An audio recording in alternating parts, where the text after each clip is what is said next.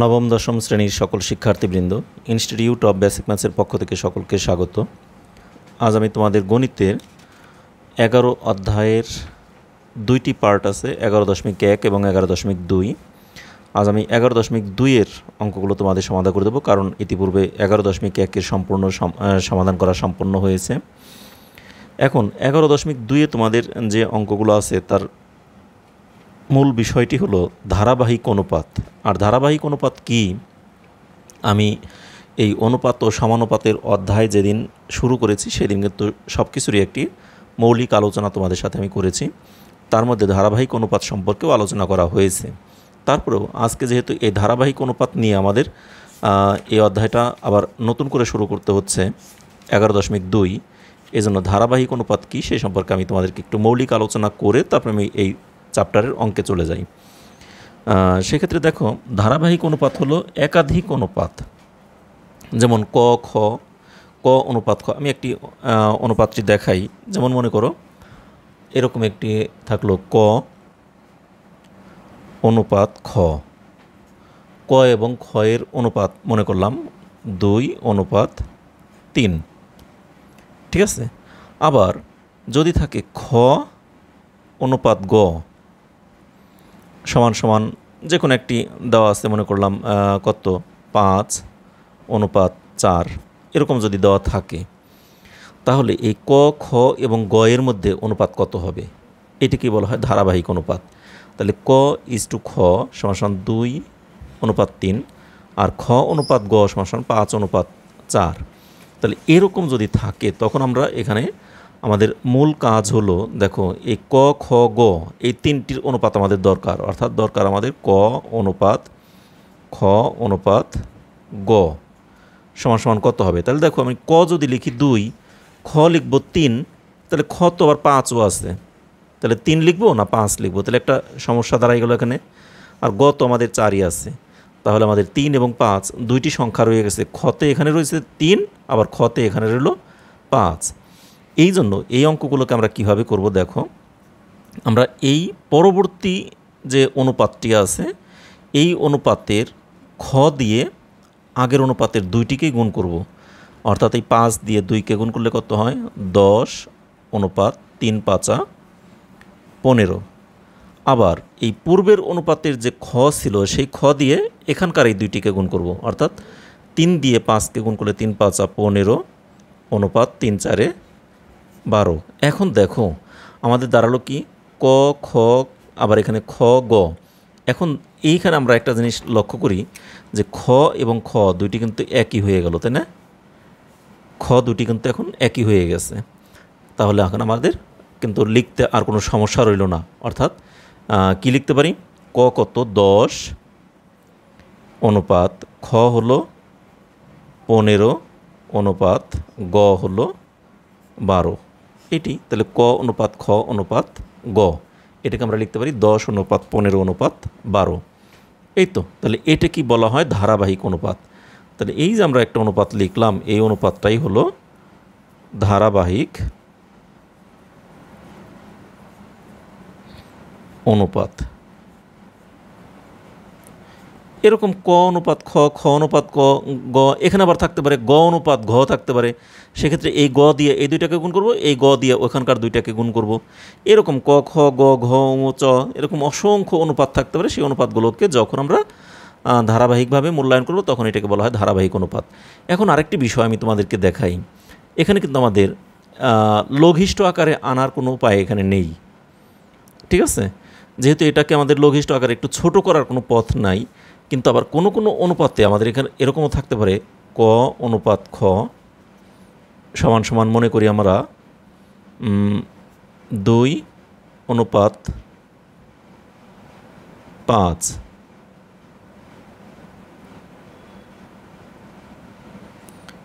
আবার খ অনুপাত গ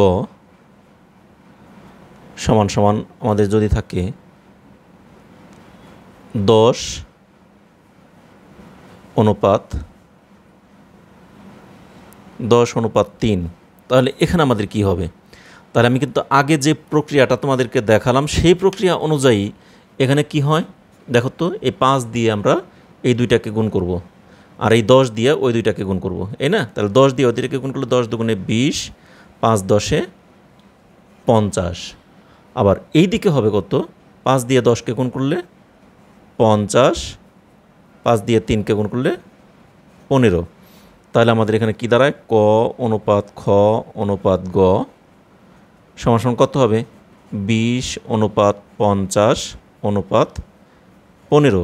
এটাকে কিন্তু আমরা একটু লঘিষ্ঠ আকারে নিয়ে আসতে পারি। সবগুলোকে 5 দিয়ে ভাগ করা যায়, যায় না? তাহলে 5 দিয়ে যদি সবগুলোকে ভাগ করা যায়, 5 দিয়ে 4কে ভাগ করলে 20কে ভাগ করলে হয় 4, 5 দিয়ে 50কে ভাগ করলে হয় 10, 5 দিয়ে 15কে ভাগ করলে হয় 3। তাহলে আমাদের কিন্তু অরিজিনালি অনুপাতটা দাঁড়ায় এইটা, ঠিক আছে? এখন এটাকে আমরা লঘিষ্ঠ আকারে আবার রূপান্তর করতে পারি। এখন লঘিষ্ঠ আকারে রূপান্তর না করে এই অঙ্কটাকে আমরা অন্য আর একটা প্রক্রিয়ায় সমাধান করতে পারি। সেটি কি? সেটিও আমাদেরকে দেখাই। যেমন দেখো, এখানে আমাদের ছিল ক অনুপাত খ 2 অনুপাত 5, আর এখানে খ অনুপাত গ সমান সমান ছিল 10 অনুপাত 3। তাহলে এই যে দুই পাশে আমাদের দুইটি খ, এই খ দুইটির খ হলো 5 আর হলো 10। এই 5 এবং 10-এর লসাগু কত? আমরা অন্য জায়গায় রাফ করি। 10 আর হলো 5, এ দুইয়ের লসাগু 5 দিয়ে দিলে 2 1, তারপরে 5 দুগুণে 10ই হয় লসাগু, তাই না? তাহলে আমরা এটাকে যেটা হবে আমাদের লসাগু 5 এবং 10, এই দুটির যে লসাগু যেটা আসে আমরা সরাসরি সেই লসাগু দিয়ে আমরা এখানে খালি গুণ করে ফেলতে পারি। তাহলে কিন্তু আর আমাদের কোনো সমস্যা থেকে যায় না, তার আমাদের সমস্যাগুলো একেবারেই সমাধা হয়ে যায়, ঠিক আছে? এইভাবে আমরা এটাকে করতে পারি। তাহলে 10 দিয়ে আমরা এটাকে গুণ করলে কত হয়? যেমন 10, 5 আর 2-এর লসাগু কত? 10। আর সেই 10 দিয়ে আমরা এই অনুপাতকেও গুণ করব। তাহলে কিন্তু আমাদের অঙ্কগুলো খুব সহজ হয়ে যায়। অর্থাৎ আমরা প্রত্যেকটার হরকে, যেমন এটাকে আমরা লিখতে পারি কি 2 নিচে 5, আর এটাকে লিখতে পারি উপরে 10 নিচে 3, না?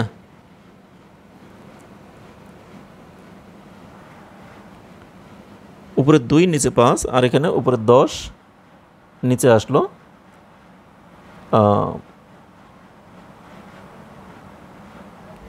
নিচে আসলো 3, খ অনুপাত গ।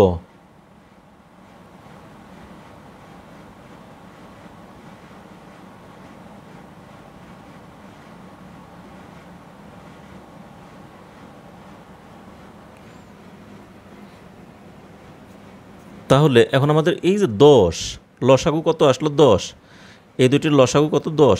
এখন আমাদের টার্গেট হলো এই ক্ষয়ের মানটাকে 10 বানাবো, অথবা এভাবে নাও লিখতে পারি, আমি সরাসরি এখানে করতে পারি। দেখো, আমাদের টার্গেট এই দুইটির লসাগু যত আসে 10, আমরা সেই 10 বানাবো, অর্থাৎ এই দুইটিকে আমরা 10 বানাবো। তাহলে 10 বানানোর জন্য এখন আমাদের কত গুণ করা দরকার? 2-এর সাথে কত গুণ করতে পারি? 2 গুণন 5 অনুপাত এখানে 5 গুণন 2, তাহলে 5 দুগুণে 10। এখানে 10-এর সাথে কি গুণ করব? 10-এর সাথে 1 গুণ করলেই 10 হবে, 10 গুণন 1। 10-এর সাথে 1 গুণ করলে আমাদের হয়ে যাবে। আর অনুপাত, তাহলে এখানে তো 10 আছেই, তাহলে এখানে 3-এর সাথে তো আমরা 1ই গুণ করব, 3 গুণন 1। তাহলে আমাদের এখানে কত দাঁড়াইলো? 5 দুগুণে 10, আর এখানে 5 দুগুণে 10। তাহলে এখানে আমাদের এই 2-এর সাথে, যেহেতু আমরা 5-এর সাথে 2 গুণ করলাম, তাহলে 2-এর সাথে আমাদের এখানে 2ই গুণ করতে হবে। তাহলে 2 দুগুণে 4, অর্থাৎ এখানে দাঁড়ালো 4 অনুপাত 10, আর এখানে দাঁড়ালো 10 অনুপাত 3। তাহলে আমাদের অনুপাতটা কত আসলো? এই 10 আর এই 10 দুটি সমান চলে আসলো। তাহলে 4 10 10 3, তাহলে আমাদের কত হলো? 4 অনুপাত 10 অনুপাত 3। তবে এই প্রক্রিয়াটা, এই লসাগু করে আমরা অঙ্কটা যদি করি, তাহলে সেটা একটা জটিল প্রক্রিয়া চলে আসে। এখন আমি এটা দেখানোর উদ্দেশ্য আছে, জটিল এটা আমার দেখানোর দরকার ছিল না, কিন্তু তারপরেও আমি দেখাইলাম একটা কারণে। সেই কারণটা হলো তোমাদের বই। আমি কিন্তু বরাবরই তোমাদের বইয়ের সাথে সামঞ্জস্য রাখার চেষ্টা করি। এখন দেখো, বইতে যেটা দেওয়া আছে তোমাদের এখানে বলছে আগে লসাগু তৈরি করতে হবে, অর্থাৎ এই যে দুইটি যে মিল থাকে খ আর খ, সেই দুইটির লসাগু করতে হবে, এবং সেই লসাগু করে আমাদের ক্ষয়ের মানটা ওই লসাগুয়ের সমান তৈরি করতে হবে। করার জন্য আমাদের অঙ্কটা তাহলে একটা জটিলতা চলে আসে। এই জটিলতা বাদ দিয়ে আমি সর্বপ্রথম তোমাদেরকে এই জটিল প্রক্রিয়াটা তোমাদেরকে একটু দেখিয়ে নিলাম বইয়ের মতো করে, কিন্তু পরবর্তীতে আমরা যত অঙ্ক করব এই বইয়ের এই প্রক্রিয়ায় আমরা লসাগু তৈরি করে একটাও করব না। আমরা সবগুলোকেই একদম ধারাবাহিকভাবে সহজভাবে, যেটা আমি শুরুতে করে দিলাম, এই প্রক্রিয়ায় আমরা সব অঙ্কগুলো করব। আমি এখানে যেটা দেখালাম সেটা কিন্তু একটু জটিল প্রক্রিয়া। আমি এই প্রক্রিয়া পরবর্তীতে কোনো অঙ্কে যাব না। আমি তোমাদেরকে বইয়ের উদাহরণের অঙ্কগুলো একটু দেখিয়ে দিলাম, কিন্তু সেটা আমার কাছে পছন্দ না। আমি সেরকম করে আমি আমার মতো করে যেটা সহজ মনে হচ্ছে আমি সেভাবেই তোমাদেরকে সমাধান করে দিচ্ছি, এবং পরবর্তী সব অঙ্কগুলো এভাবেই সমাধান করব। ঠিক আছে? তাহলে আমি মোটামুটি মৌলিক আলোচনাগুলো এই চ্যাপ্টারে হয়ে গেল। এখন আমাদের যে এই অধ্যায়টার নাম কী ছিল? ধারাবাহিক অনুপাত। তাহলে ধারাবাহিক অনুপাত কী সেই সম্পর্কে আমি মৌলিক কিছু বিষয় তোমাদেরকে আগে জানিয়ে নিলাম। এখন আমি খুব দ্রুত কয়েকটি অঙ্ক করে দেব।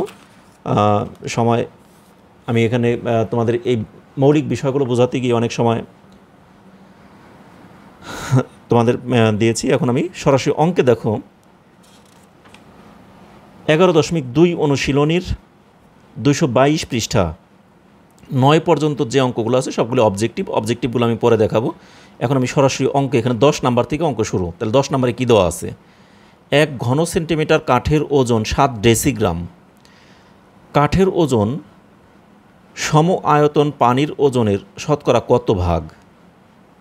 তাহলে এখানে আমাদের 1 ঘন সেন্টিমিটার কাঠের ওজন 7 ডেসিগ্রাম। কাঠের ওজন সম আয়তন পানির ওজনের শতকরা কত ভাগ, এই আমাদের প্রশ্নটা। তাহলে এটাকে আমি সমাধান করি। দেখো কীভাবে, এখানেই হবে। আমি এখানেই দেখিয়ে দিই 10 নম্বর অঙ্কটা। তারপর আমি নতুন পৃষ্ঠায় চলে যাব 11 নম্বর থেকে। দেখো বইয়ের 10 নম্বর অঙ্ক। এখানে দেওয়া আছে 1 ঘন সেন্টিমিটার কাঠের ওজন 7 ডেসিগ্রাম। তাহলে একটা জিনিস আমরা আগে জানতে হবে, ডেসিগ্রাম এবং গ্রামের মধ্যে পার্থক্যটা কী। আমরা জানি 10 ডেসিগ্রাম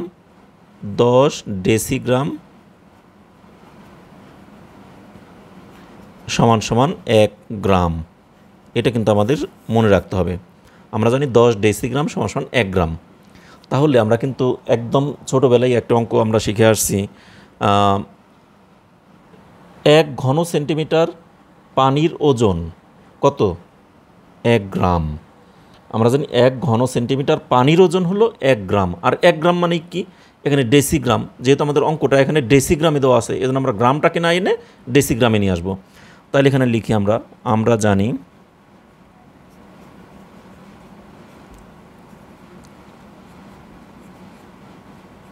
ঘন সেন্টিমিটার পানির ওজন 1 গ্রাম বা 10 ডেসিগ্রাম। ঠিক আছে? 1 ঘন সেন্টিমিটার পানির ওজন 10 ডেসিগ্রাম। তাহলে আর দেওয়া আছে কি?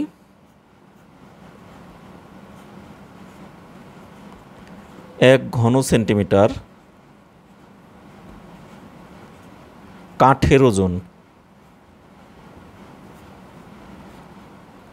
1 ঘন সেন্টিমিটার কাঠের ওজন কত গ্রাম দেওয়া আছে বইতে? 7 ডেসিগ্রাম। 7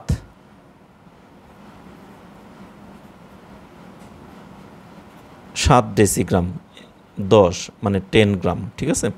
এখানে বাংলায় না, ইংলিশে লিখতে হবে।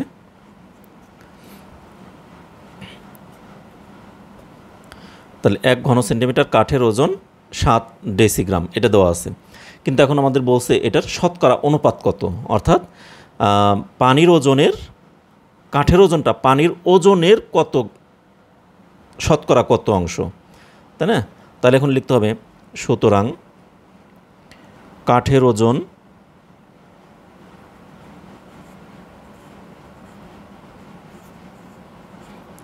পানির ওজনের কত? 10/7 মানে এত অংশ।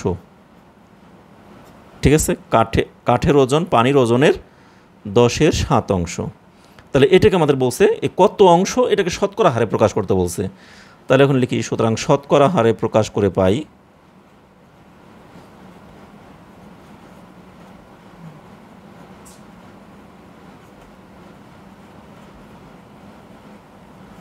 শতকরা হারে প্রকাশ করে পাই 7/10 ইন্টু 100, তাই না? তাহলে 7/10 ইন্টু 100, এই 10 দ্বারা 100কে ভাগ করলে 10, 7 10 70%, এটি অ্যান্সার। তাহলে উত্তর 70%, এটি আমাদের হয়ে গেল। তাহলে এখন আরেকবার বলি, আমরা জানি 1 ঘন সেন্টিমিটার পানির ওজন 1 গ্রাম বা 10 ডেসিগ্রাম, কিন্তু দেওয়া আছে 1 ঘন সেন্টিমিটার কাঠের ওজন আবার 7 ডেসিগ্রাম। তাহলে এখন আমাকে প্রশ্ন করছে হলো কাঠের ওজনটা পানির ওজনের কত, শতকরা কত। তাহলে এখানে আমরা লিখলাম কাঠের ওজন পানির ওজনের 10 ভাগের 7 ভাগ। পানির ওজন যদি হয় 10, তাহলে কাঠের ওজন 7, তাহলে 10 ভাগের 7 ভাগ হলো কাঠের ওজন।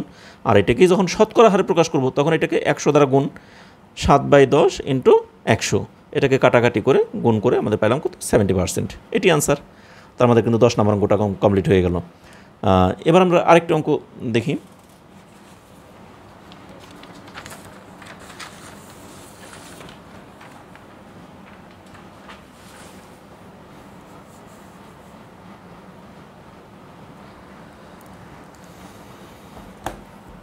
এগারো নম্বর অঙ্ক। 11তে কী দেওয়া আছে দেখো, ক খ গ ঘ এর মধ্যে 300 টাকা এমনভাবে ভাগ করে দাও যেন ক এর অংশ ইস টু মানে অনুপাত খ এর অংশ সমান সমান 2:3, আবার খ এর অংশ অনুপাত গ এর অংশ সমান সমান 1:2 এবং গ এর অংশ অনুপাত ঘ এর অংশ সমান সমান 3:2। এটা কিন্তু কিছুক্ষণ আগেই আমি যেটা বললাম ধারাবাহিক অনুপাত নিয়ে, আমি শুরুতেই যে তোমাদের প্রায় 10 মিনিট এখানে আলোচনা করলাম, সেই ধারাবাহিক অনুপাত নিয়েই যে আলোচনা করছি সেই আলোচনার প্রেক্ষিতেই এই অঙ্কটা দেওয়া আছে। এখানে আমি ওখানে আলোচনা করছিলাম শুধু ক খ গ 3টি পার্ট নিয়ে, কিন্তু এখানে আছে 4টি পার্ট নিয়ে, ক খ গ ঘ, আর অনুপাত আছে 3টে। ক আর খ এর সাথে একটা অনুপাত, খ এবং গ এর সাথে একটি অনুপাত, আর গ এবং ঘ এর সাথে আরেকটি অনুপাত। তাহলে 3টি অনুপাত দেওয়া আছে, সেই 3টি অনুপাত থেকে আমাদের বের করতে বলছে ক খ গ ঘ 4টির ধারাবাহিক অনুপাতগুলো যদি আমরা বের করতে পারি তাহলে আমাদের অঙ্কটা কিন্তু খুব সহজভাবেই সমাধান করতে পারবো। তা এখানে আমরা 11 নম্বর অঙ্কটা তাহলে দেখি কীভাবে সমাধান করতে পারি। দেখো,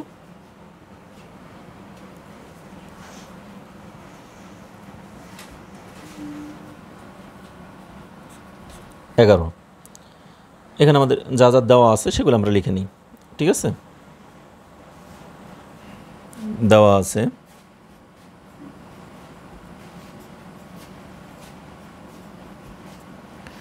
ক অনুপাত খ সমান সমান ক অনুপাত খ দেওয়া আছে 2:3, আবার দেওয়া আছে খ অনুপাত গ, খ অনুপাত গ দেওয়া আছে 1:2, এই দেওয়া আছে।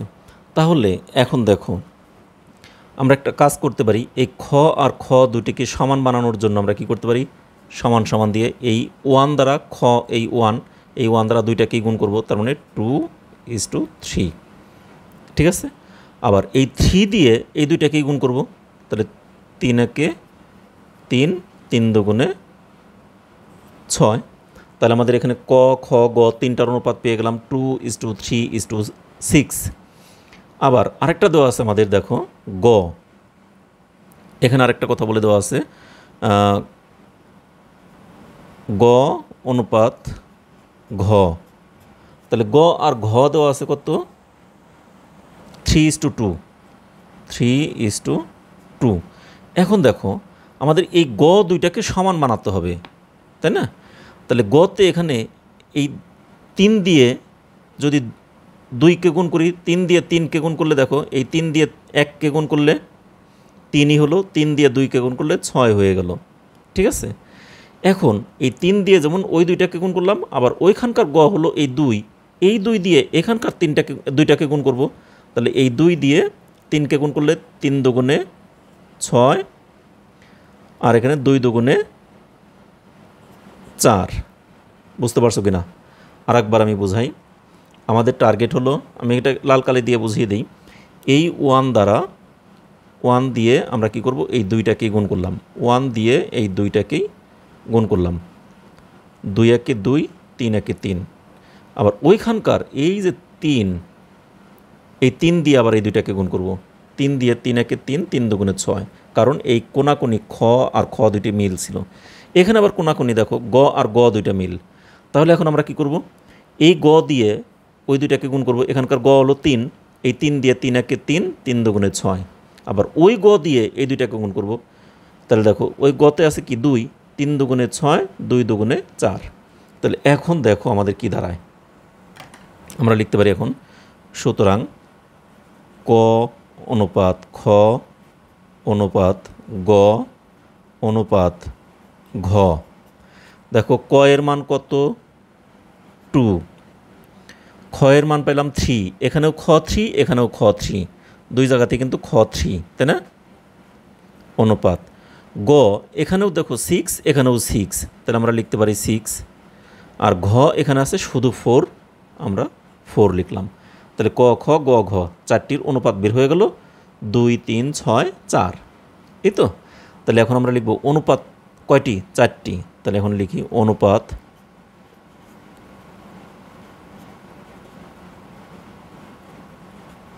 চারটির যোগফল কত, 2 + 3 + 6 + 4 সমান সমান 6 আর 4 10, আর 3 13, 14 15। তাহলে অনুপাত চারটির যোগফল কত, 15 মানে 15। এখানে আমাদের বইতে আর কী দেওয়া আছে দেখো, 300 টাকা এই চারজনের মধ্যে ভাগ করে দিতে হবে এই আনুপাতিক হারে। তাহলে এখন লিখি 300 টাকা ক খ গ এবং ঘ এর মধ্যে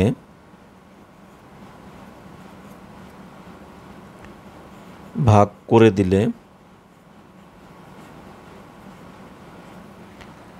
দিলে হাইফেন দিয়ে আমরা এখানে নিচে না করে আমি এই পাশে করি, ঠিক আছে? অঙ্কটাকে ক পাবে, মানে কে কত টাকা পাবে, এই তো আমাদের প্রশ্ন। 11 নম্বর প্রশ্ন হলো আমাদের এমনভাবে ভাগ করে দাও যেন ক এত এত। হ্যাঁ, তাহলে ক পাবে কত টাকা, দেখো মোট টাকা কত 300, তাহলে 300 এর 15 ভাগের কত ভাগ, ক এর অংশ কত 2, 15 দিয়ে 300কে কাটলে কত হয় 20,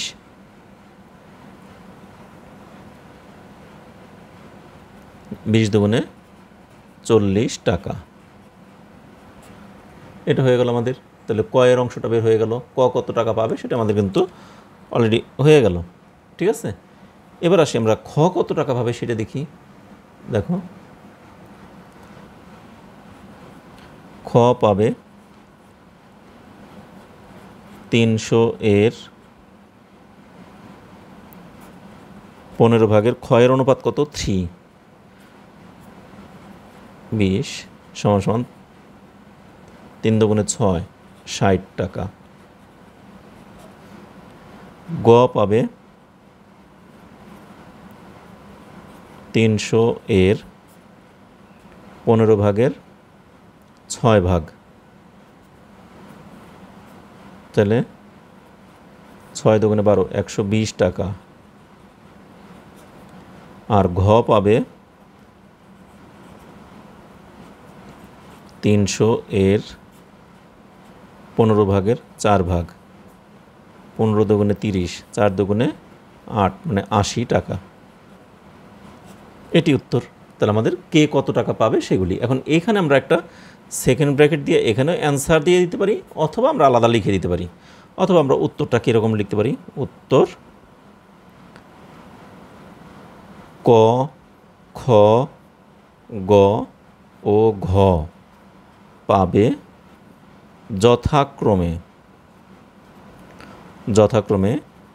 40, 60, 120 এবং 80 টাকা। তাহলে এইভাবে আমরা উত্তরটাকে লিখে দিতে পারি, অথবা ওখানেই আমরা সেকেন্ড ব্র্যাকেট দিয়ে অ্যান্সারটা লিখে দিতে পারি। তাহলে আমাদের 11 নম্বর অঙ্কটা কিন্তু কমপ্লিট হয়ে গেল। একদম খুব সহজভাবে আমাদের অঙ্কটা সমাধান হয়ে গেল, ঠিক আছে? তাহলে 11 নম্বরের পর আমি আরেকটি অঙ্ক করাবো এখানে আজকে তোমাদের 3টি অঙ্ক করাবো। 12 নম্বর অঙ্কটা দেখো।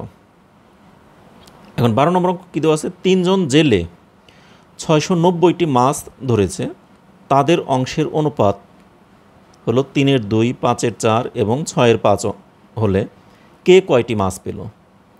তাহলে এক একজনের অনুপাত হলো এই 3 জনের 3টা অনুপাত দেওয়া আছে। তার মধ্যে 3 জন জেলে মোট মাছ ধরছে 690টি। তাহলে এখানে আসলে কে কয়টি মাছ ধরলো বা কে কয়টি পেলো এটা এখন তাদের অংশের অনুপাত অনুযায়ী এখন আমাকে বের করতে হবে কে কয়টি মাছ পেলো, এই তো। তাহলে এটা আমাদের একেবারেই সহজ একটি অঙ্ক। আমি খুব সহজভাবেই এটাকে সমাধান করে দিই তোমাদেরকে, দেখো সময় লাগবে না, আমি এই জন্য বলছি অঙ্কটা আমি করে দিই আজকেই।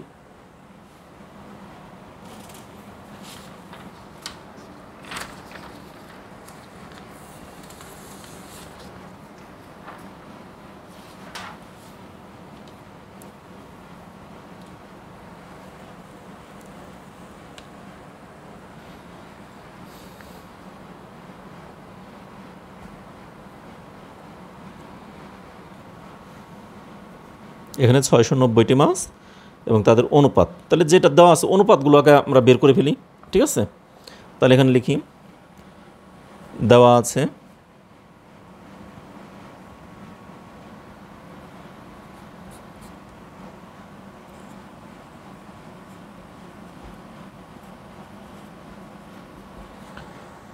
আছে জেলেদের অংশের অনুপাত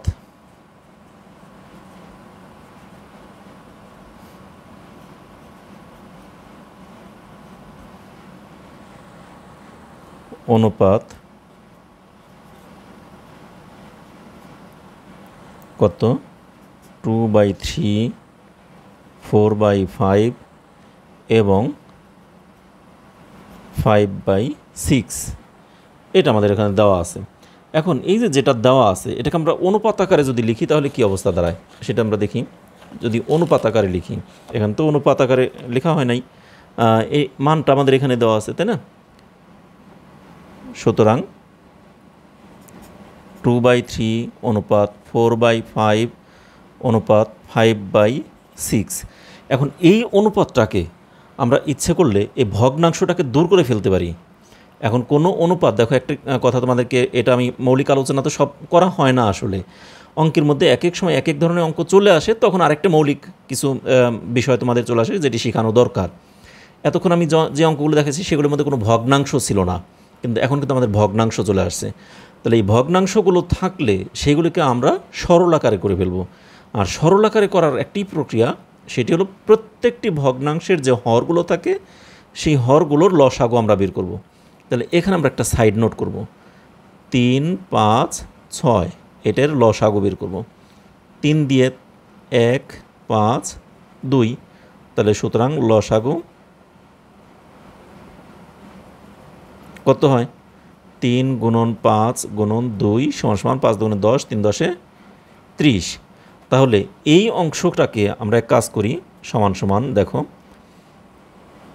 2 নিচে 3 গুণন ওই যে লসাগু যা পেলাম 30 দিয়ে গুণ করব, তার সাথে অনুপাত 4/5 × 30 অনুপাত 5/6 × 30।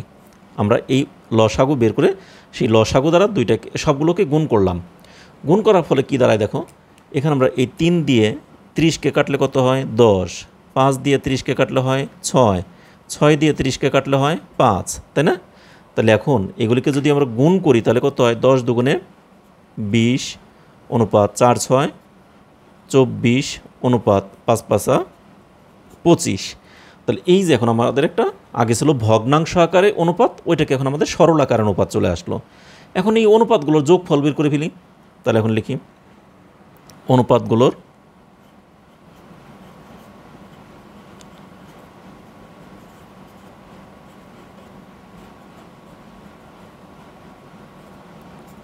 যোগফল কত,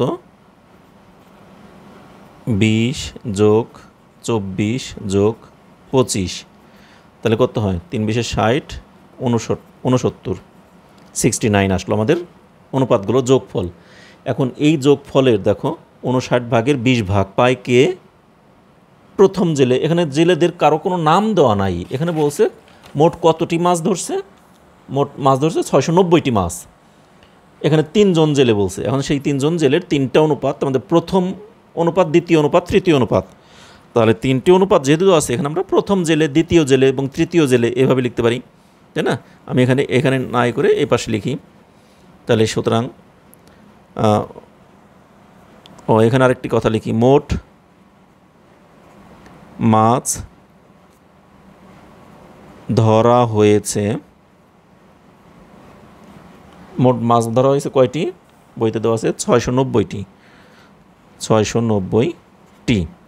এটুকু লিখলাম। লিখার পর তারপর এখন লিখি, সুতরাং প্রথম জেলে পায় কি, এই 690 এর 69 ভাগের 20 ভাগ, কারণ প্রথম জেলের অনুপাতটা ছিল কি 20, এত টি সমান সমান 69 দিয়ে 690কে ভাগ দিলে হয় 10, 10 20-এ 200টি। এটা হলো প্রথম জেলে পেল। দ্বিতীয় জেলে পায় কত, 690 এর 69 ভাগের 24 ভাগ, এতটি সমান সমান 69 দিয়ে 690কে ভাগ দিলে কত হয় 10, 10 দিয়ে 24কে গুণ করলে 240টি। তৃতীয় জেলে পায় কত, 690 এর 69 ভাগের কত 25 ভাগ, এতটি। দেখো 69 দিয়ে 690কে ভাগ করলে হয় 10, 10 দিয়ে 225কে গুণ করলে হয় কত, 25কে গুণ করলে হয় 250টি। তাহলে কোন জেলে কয়টি করে মাছ পাবে সেটা আমাদের বের হয়ে গেল। মোট আছে কয়টি মাছ, 690টি। তার মধ্যে প্রথম জেলে পায় 200টি, দ্বিতীয় জেলে পায় 240টি, তৃতীয় জেলে পায় 250টি, অর্থাৎ 200, 200, 400 আর 200, 650, 48, 90, এই তো 690টি হয়ে গেল। তাহলে উত্তর 3 জন জেলে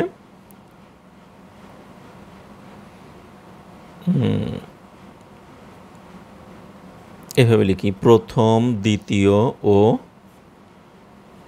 তৃতীয় জেলে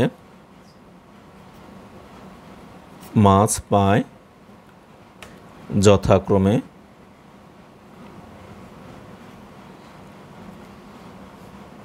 200টি, 240টি ও 250টি। শেষ, এটি উত্তর। তাহলে আমাদের কিন্তু এখানে 3টি অঙ্ক একেবারে সমাধা হয়ে গেল। আশা করি সবাই বুঝতে পেরেছে, খুব সহজ সহজ অঙ্কগুলো এগুলি। এই জন্য এগুলিকে আমি আর একটু একটু করে ভেঙে ভেঙে সবগুলো বোঝালাম না, কারণ এগুলি তোমরা ক্লাস 7-এও এই জাতীয় সমাধানের অঙ্কগুলো তোমরা করে আসছো, অনুপাত সমানুপাতের অঙ্কগুলো একদম প্রাথমিক অঙ্ক এগুলি। এর পরবর্তী অঙ্ক থেকে আমরা একটু ব্যতিক্রমী পাবো, সেগুলো আমরা আগামী ক্লাসে আলোচনা করব। আজ তোমাদের 3টে অঙ্ক করলাম, 10, 11 এবং 12। তা আজকে আমাদের একটু সময় বেশি লাগলো মৌলিক আলোচনাগুলো করার কারণে।